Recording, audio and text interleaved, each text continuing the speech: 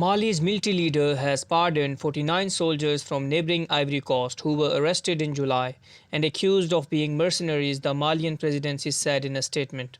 The 49 were detained after arriving at Mali's Bamako airport. Ivory Coast said the soldiers were part of a UN peacekeeping mission in Mali and were contracted to work for a private company contracted by the United Nations. The soldiers' arrest and charges against them sparked a diplomatic dispute between Mali and Ivory Coast.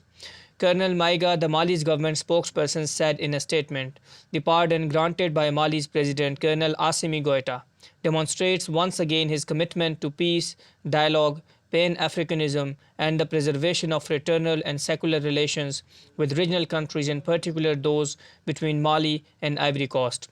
Goita seized power in Mali in two coups, first in 2020 and then the following year when he took control after firing the president and prime minister of the transitional government. The mass pardoning comes 1 week after 46 of the Ivorian soldiers were sentenced to 20 years in prison. 3 other defendants, all women who were released in September but tried in absentia, had been sentenced to death.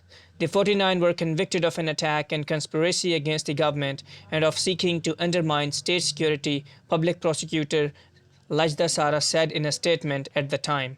After the Ivorian soldiers were arrested, the UN admitted to some procedural dysfunctions in a noted address to the Malian government and said that certain measures have not been followed in their deployment to Mali.